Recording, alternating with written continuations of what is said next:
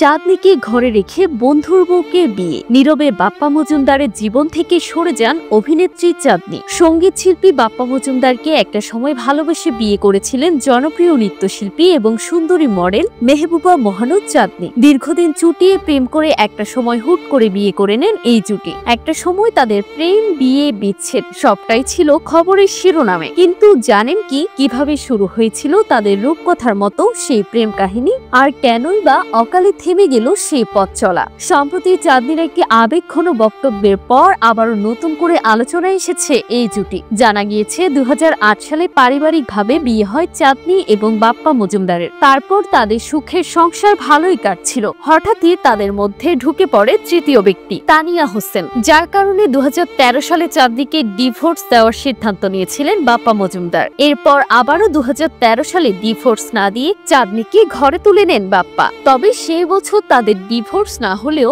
এর কিছুদিন পর বন্ধুর বউকে গোপনে বিয়ে করে নেন বাপ্পা মজুমদার। এরপর সেই ঘটনা জানাজানি হলে চাঁদনী তাদের জীবন থেকে সরে দাঁড়ান। চাঁদনীর ভাষ্য, বাপ্পার কোনো দোষ নেই, হয়তোবা আমি ব্যর্থ ছিলাম। আমি চাই সে যেন সুখে থাকে। আমি কখনোই চাই না ও কষ্টে থাকুক, বরং সবসময় চেয়েছি ও যেখানেই থাকুক ভালো থাকুক। আর এই কথাগুলো বলার সময় চাঁদনীকে বেশ অসহায় লাগছিল। তবে কি মনে পড়ে গিয়েছে সেই সোনালী দিনের কথা, তার প্রথম প্রেম বাপ্পা মজুমদারের কথা? এত ভালোবাসার পরও তাদের সংসার টিকল না। বন্ধুর বউয়ের সঙ্গে পরকীয়ায় জড়িয়ে পড়েন বাপ্পা মজুমদার। একটা পর্যায়ে গিয়ে তানিয়া হোসেনকে ভালোবেসে বিয়ে করে ফেলেন। আর এখন তো তিনি তার এই সংসার চুটিয়ে করছেন।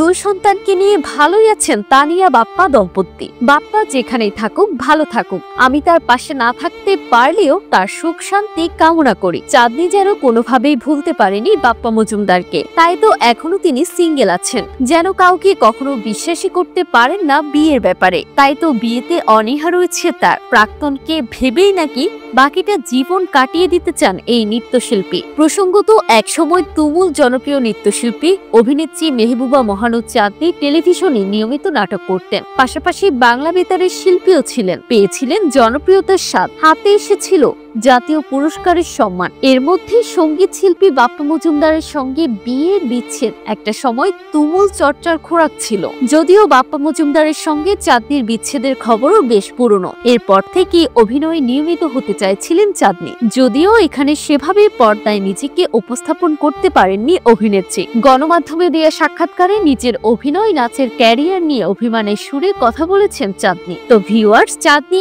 এবং বাপ্পা জুটিকে আপনাদের কাছে কেমন লাগতো অবশ্যই কমেন্ট করে জানাতে ভুলবেন না। প্রতিবেদনটি তৈরিতে তথ্য ও উপাত্তের সাহায্য নেওয়া হয়েছে বিগ বাস থেকে। আর এতক্ষণ আপনারা সঙ্গে ছিলেন বিশ্ব বাংলার। সেই সঙ্গে আপনি বাংলাদেশের কোন জেলা থেকে এই ভিডিওটি দেখছেন আমাদের কমেন্ট করে জানান। আমরা পরবর্তী ভিডিওতে আপনাকে ধন্যবাদ জানাতে ভুলব না। এতক্ষণ বিশ্ব বাংলার সাথে থাকার জন্য অসংখ্য ধন্যবাদ।